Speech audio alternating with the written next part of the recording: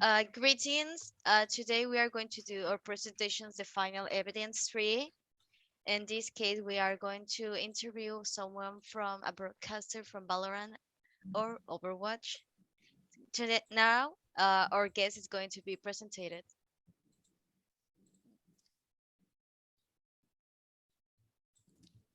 Yep. So, hi, my name is Roberto Cruz, online persona being user Intel. I am a professional Overwatch and Valorant caster, as well as broadcast director, working over at the EGFC.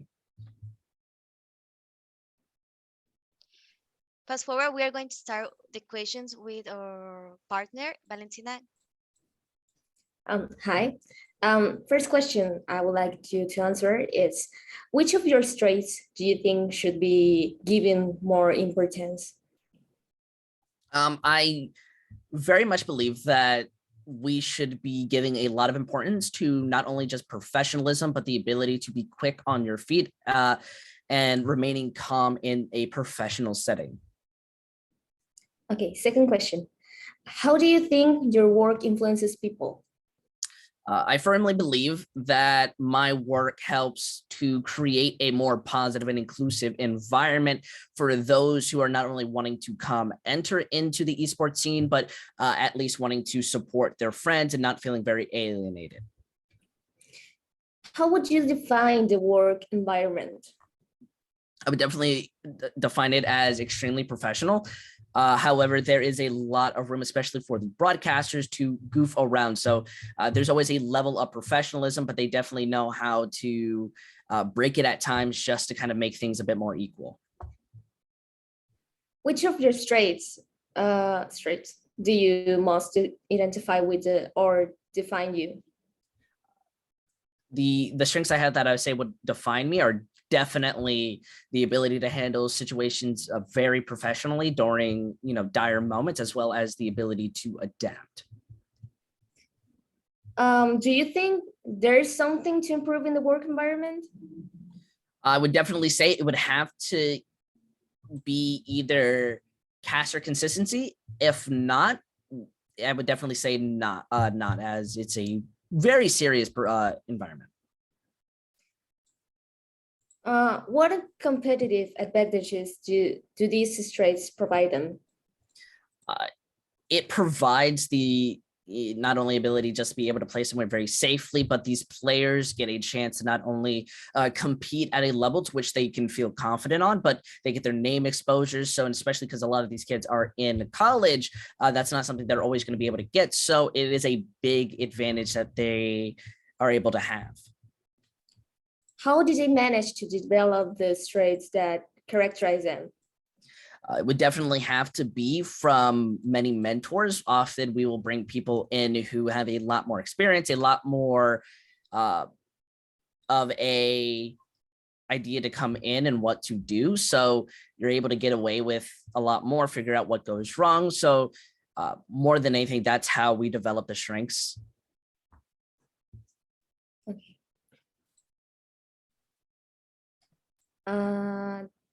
Michelle. So, is there any type of training within your work team that helps develop these strengths? Oh, absolutely. Once a week, maybe so. Sometimes it's bi-weekly. We will just have a caster sit down where we'll maybe practice a little bit of improv. We'll do a couple little fun workshop things to not only help us stay on our feet, but to make sure that we are ready for if anything were to happen during a broadcast. So, what principles or values do you think help your strengths?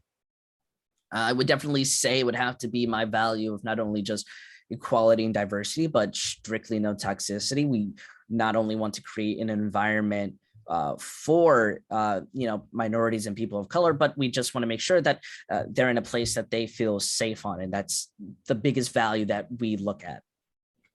So, how does your vision and mission relate to the projects you're currently running? Oh, that is a very interesting question. I would say the way that our vision and mission relates to the project that we are currently running is definitely the way that we're taking our time. We're making sure that no matter what decisions we make, it's kind of bringing people in. It's going after the negative quotas that are kind of within the esports community and making sure that we're kind of, dealing with time by time. And that's kind of how they relate. So, could you tell me about an experience that stood up as high point or peak moment when you felt fully affected, alive, engaged, or passionate about your work? Oh, absolutely. Most recently, we had a collaboration with a college. We did it. It's called the MAAC, which is like the Mid-Atlantic Conference. And we got these players in. They got to go to a LAN, a very physical, got to play with each other, and it was absolutely fun. We had casters on a big monitor behind the players, and it was just hype energy. Everybody was really excited. Players and families got to support their students and friends, and these players really got to feel as if that this is something that they want to do and chase in their careers. Please tell me about an innovation in your company you have seen so far, or an innovation that has a new product, business model, or technology. Yeah, when there are so many other tournaments in scenes that you're able to continuously play on, one of our innovations has definitely got to be the replay system. So after a match, while you're waiting, there will always be footage on the screen. You're not always just sitting there looking at a wait for this. We always have another stream playing on in the background, so you're going to be able to compete, see what's going on, and it allows you to stay engaged while waiting for the next match. So, what positive values do you have as a company? Once again, a lot of our values simulates to what we as a people have, and that's definitely making a space for equality, diversity, and a area of positivity. So, if you don't mind and you don't find any root of this, could you tell us the difference between you and other companies?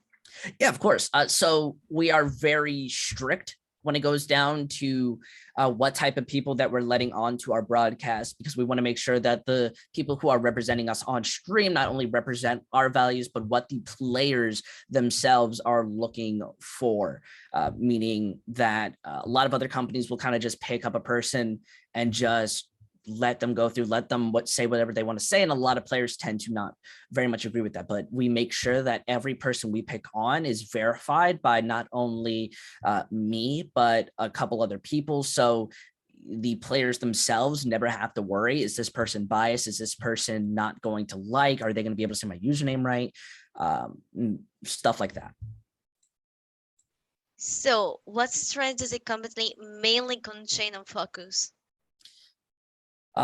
It strictly focuses on equality and diversity. Those are by far the biggest things, especially with kind of how esports is becoming a more mainstream media. We want to make sure that we're making sure that other minorities, people of colors, and any marginalized group wants to be able to come in and feel safe. That's the biggest thing, and that's what we're going to continue focusing on, not only throughout this year, but for the rest of the time that we are having students compete in our scene. Thank you for your valuable time and taking this time for an interview and show us a beautiful point from this side. Yeah, it was absolutely wonderful. Thank you so much.